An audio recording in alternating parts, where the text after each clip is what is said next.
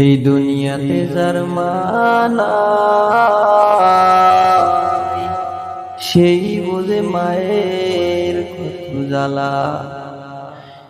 এই দুনিয়াতে যার বাবা নাই সেই বোঝে বাপ থাকা না থাকা কত বড় যন্ত্রণা। তোমার আমার বাপ বেঁচে আছে, মা বেঁচে আছে, তুমি যদি তার আগে কোথাও যাও তোমার খোঁজ নেয়ার মানুষ আছে। আর যাদের এই দুনিয়ায় বাবা নাই, জনম দুঃখিনী মাও নাই, তাদের তো খোঁজ করবার মতো আর কেহ নাই। 10 বছর 5 বছর বিদেশে পড়িয়া রয়াছো,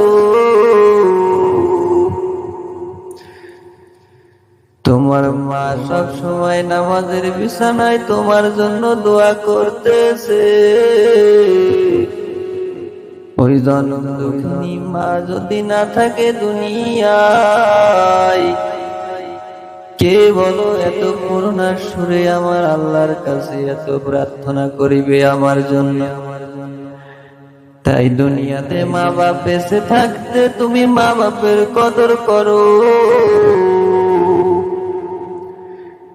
যার মা নাই যার বাবা নাই তার কাছে একবার জিজ্ঞাসা করে দেখো,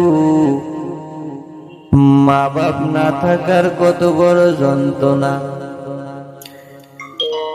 তোমার মা আছে তোমার বাবা আছে, বাড়ির ভিতর ঢুকে তুমি মা কয়া ডাক দিলে গো, মনের ভিতর কত শান্তি লাগে রে ভাই। আর এই দুনিয়াতে যার মাও নাই, যার বাবাও নাই, সে কাকে মা বলে ডাকবে, কাকে বাবা বলে ডাকবে? তুমি যদি এক রাত যদি বাড়িতে না আসো, তোমার ওই মা বাপ কত টেনশনে থাকে রে ভাই। জনম দুঃখিনী মা রাত 12টার সময় এসে যদি দরজায় টোকা দেওয়া হয়, তারপরেও দেখবে সাথে সাথে দরজা খুলে দেয়। আর এই জনম দুঃখিনী মা যার নাই, তার এই দুনিয়াতে আপন বলতে কেউ নাই।